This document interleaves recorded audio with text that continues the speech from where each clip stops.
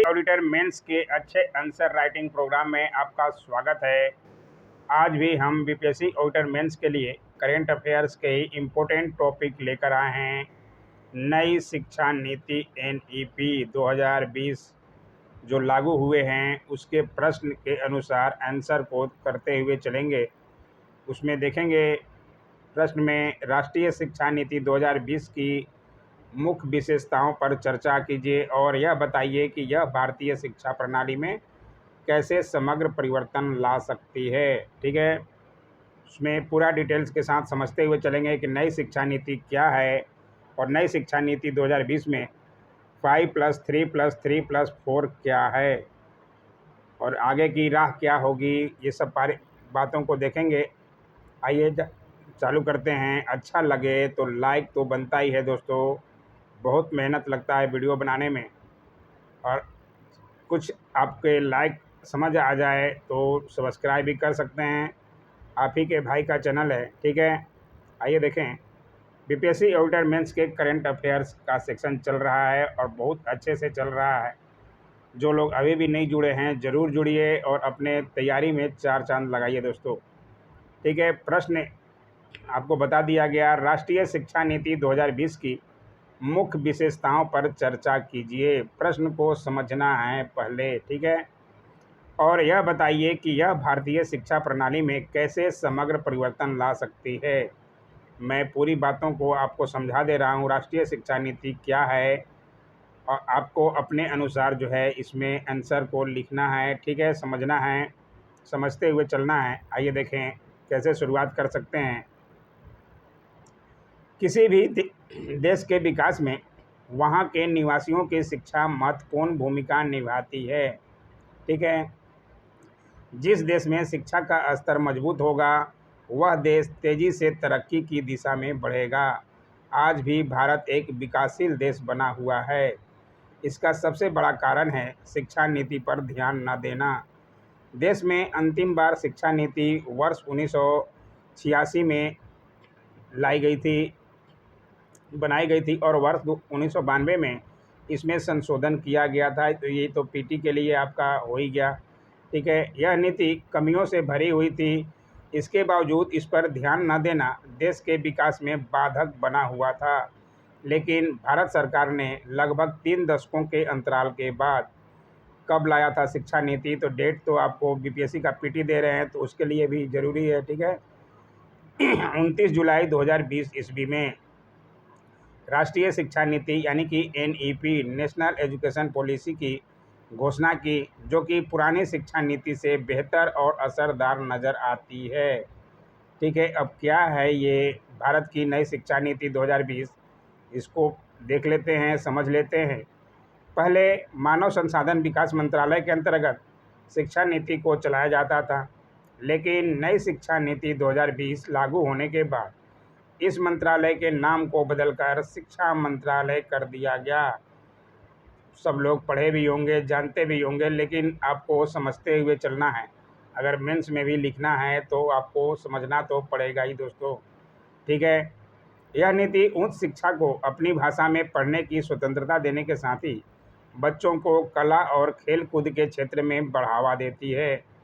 नीति के अंतर्गत सरकार के द्वारा कई महत्वपूर्ण लक्ष्य निर्धारित किए गए हैं, जिसमें वर्ष 2030 तक सकल नामांकन अनुपात यानी कि ग्रॉस एनरोलमेंट रेशियो GER को 100% तक लाना शामिल है।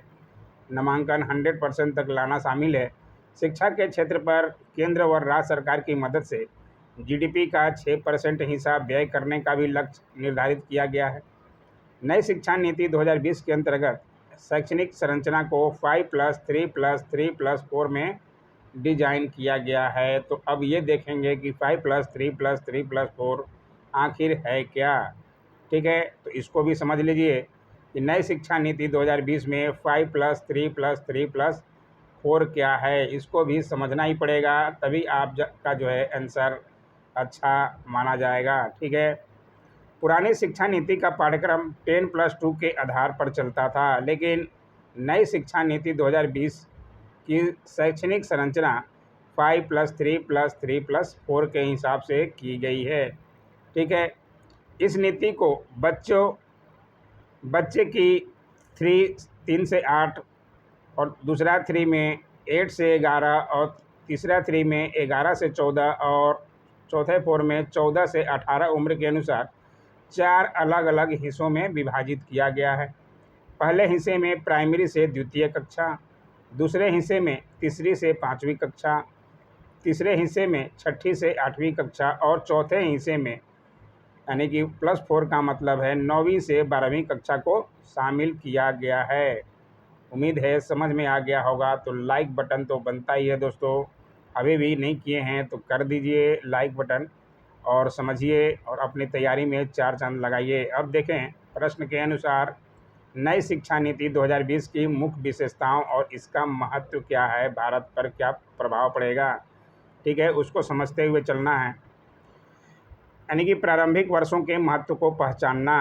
3 साल की उम्र से स्कूली शिक्षा के लिए 5+3+3+4 मॉडल अपनाकर यह नीति बच्चों के भविष्य को आकार देने में 3 से 8 साल की उम्र के प्रारंभिक वर्षों की महत्ता को चिन्हित करती है।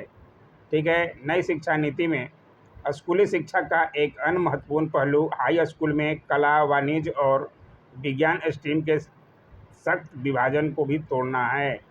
यह उच्च शिक्षा में बहुविषयक दृष्टिकोण की नींव रख सकता है, ये भी है। और शिक्षा और कौशल का संगम विशेषताएं में है। शिक्षा और कौशल का संगम ये क्या है?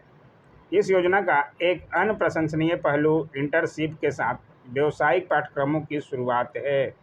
यह समाज के कमज़ोर वर्गों को अपने बच्चों को स्कूल भेजने के लिए प्रेरित कर सकता है। ठीक है, साथ ही यह स्किल इंडिया मिशन के लक्ष्य को साकार करने में मदद करेगा। और आगे है उसकी विशेषताएं में शिक्षा को अधिक समावेशी बनाना, यानी कि एनईपी नई शिक्षा नीति 18 वर्ष तक के सभी बच्चों के लिए शिक्षा के अधिकार यानी कि आरटीई के विस्तार का प्रावधान करती है, सबको अनिवार्य शिक्षा का प्रावधान करती है। इसके अलावा यह नीति उच्च शिक्षा में सकल नामांकन बढ़ाने के लिए ऑनलाइन शिक्षा और सीखने के तरीकों की विशाल क्षमता का लाभ उठाने का प्रयास करती है। ठीक है, अब आइए देखें आगे। विदेशी विश्वविद्यालयों को अनुमति देना, यानी कि एनईपी नई शिक्षा नीति में 2020 में कहा गया है कि दुनिया के शीर्ष 100 विश्वविद्यालय भारत में अपना परिसर स्थापित करने में सक्षम होंगे। इससे अंतर्राष्ट्रीय परिप्रेक्ष्य और नवाचार का संचार होगा, जो भारतीय शिक्षा प्रणाली को अधिक कुशल और प्रतिस्पर्धी बना देगा। ठीक है, हिंदी बनाम अंग्रेजी की बहस का भी अंत हुआ। सबसे महत्वपूर्ण बात एनईपी यानी कि नई शिक्षा प्रणाली नीति एक ही बार में और सभी के लिए हिंदी बनाम अंग्रेजी भाषा पर जारी सख्त बहस को दबा देती है। यह कम से कम 5वीं कक्षा तक मातृभाषा, स्थानीय भाषा या क्षेत्रीय भाषा को शिक्षा का माध्यम बनाने पर जोर देती है, जिससे शिक्षा का सबसे अच्छा माध्यम माना जाता है। ठीक है, अब अन्य विशेषताओं में जो पॉइंट छूट गए हैं उसको भी हम देखेंगे। भाषा के चुनाव के लिए छात्रों पर कोई बाध्यता नहीं होगी। उनके लिए संस्कृत और अन्य प्राचीन भारतीय भाषाओं को पढ़ने के विकल्प भी मौजूद रहेंगे। ठीक है, कक्षा 10वीं बोर्ड की अनिवार्यता को ख़त्म कर दिया गया है। अब छात्र को सिर्फ 12वीं परीक्षा देनी होगी। और आगे है ग्रेजुएशन की डिग्री 3 और 4 वर्ष की होगी। 1 वर्ष पढ़ाई करने के बाद यदि छात्र पढ़ाई छोड़ता है और फिर दोबारा अपनी पढ़ाई जारी करने का मन बनाता है तो वह अपनी पढ़ाई वहीं से प्रारंभ कर सकता है जहां से उसने अपनी पढ़ाई को छोड़ा था। वरना फर्स्ट ईयर सेकंड ईयर करने के बाद लोग छोड़ देते थे, कितने शादी हो जाती थी, उनको बहुत दिक्कत आता था, फिर से करना पड़ता था ग्रेजुएशन। इसलिए वहीं से पढ़ाई वो कर सकते हैं, ये अच्छा हुआ। ठीक है, छात्र को कॉलेज के पहले वर्ष की पढ़ाई पूरी होने पर सर्टिफिकेट, दूसरे वर्ष पर डिप्लोमा व तीसरे और चौथे वर्ष में डिग्री दी जाएगी। तो ये भी विशेषता है। 3 वर्ष की डिग्री उन छात्रों के लिए होगी जिन्हें हायर एजुकेशन नहीं लेना है, जबकि हायर एजुकेशन करने वाले छात्रों को 4 साल की डिग्री लेनी होगी। अगर हायर एजुकेशन उससे और चाहिए, पीजी करना है। 4 वर्ष की डिग्री लेने वाले स्टूडेंट 1 वर्ष में एमए कर पाएंगे। और एमफिल की अनिवार्यता को भी ख़त्म कर दिया गया है। एमए के छात्र सीधे ही पीएचडी कर पाएंगे। तो अच्छा हुआ है बहुत कुछ नए शिक्षा प्रणाली में।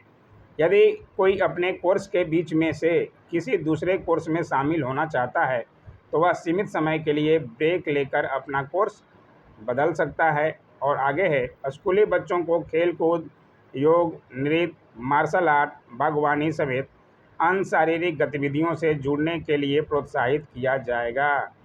ठीक है, अब आगे की राह क्या होगी इसको भी देखते हैं। चूँकि शिक्षा समवर्ती सूची का विषय है, इसलिए इसे लागू करवाने के लिए केंद्र सरकार को विभिन्न राज्यों के साथ नीति के सभी विविध पक्षों पर राजनीतिक व प्रशासनिक आम सहमति बनाने का भागीरथ कार्य करना होगा। यह भारत के सहकारी संघवाद की कड़ी परीक्षा होगी। साथ ही नीति में शिक्षा को भी व्यावसायिक उद्देश्य से प्रदान करने की बात पर बल दिया गया। अतः सरकार के स्तर पर विभिन्न मंत्रालयों, विभागों, उदाहरणार्थ शिक्षा मंत्रालय और श्रम व रोजगार मंत्रालय को समन्वय दिखाते हुए का कार्यान्वयन आसान बनाना होगा। ठीक है, प्रौद्योगिकी एक और जहां विभिन्न वर्गों तक सुविधाओं की पहुंच को असमानता को कम करती है, तो वहीं दूसरी ओर इसकी असमान पहुंच लाभान्वितों तक वंचितों के बीच की खाई को और गहरा कर सकती है। अतः राज्यों और केंद्र सरकार को मिलकर कार्य करते हुए इस डिजिटल डिवाइड को पाटना होगा, जिससे शिक्षा नीति में देखा गया डिजिटल शिक्षा व शिक्षा के सार्वभौमिकीकरण का सपना साकार हो सके। कुछ राज्य मान गए हैं, कुछ राज्य ने चालू भी कर दिया है, कुछ राज्यों ने अभी चालू नहीं किया है। तो ये थोड़ा दिक्कत तो आता ही है, कोई भी आती है नीति तो। अब निष्कर्ष में कैसे लिख सकते हैं, यद्यपि नई शिक्षा नीति 2020 भारत की शिक्षा प्रणाली में समग्र परिवर्तन लाने का प्रयास करती है, लेकिन इसकी सफलता इच्छा और इसके लागू करने के तरीकों पर निर्भर करती है। ठीक है, राज्य सरकार माने या नहीं माने। अगर नई शिक्षा नीति सभी राज्यों में लागू कर दी जाती है तो यकीनन भारत भी विकासशील नहीं बल्कि विकसित देशों में शुमार हो सकता है, क्योंकि शिक्षा के साथ ही विकास चालू हो जाएगा, विकासशील नहीं रहेगा, यानी कि विकसित देश बन जाएगा। यह 21वीं सदी की आवश्यकताओं और सतत विकास लक्ष्यों के अनुरूप शिक्षा को समग्र, समावेशी, लचीली और बहुविषयमक बनाने की संकल्पना सामने रखती है। ठीक है, तो पूरी बातों को समझा दिया गया। नई शिक्षा नीति के बारे में क्या है, इसकी विशेषता क्या है और भारत पर क्या प्रभाव पड़ेगा, इसको अपने अनुसार आपको आंसर को लिखना है, समझना है। और बेहतर तैयारी के लिए चैनल पर बने रहें। कैसा लगा वीडियो ज़रूर कमेंट किया कीजिए दोस्तों। Thanks for watching my YouTube channel.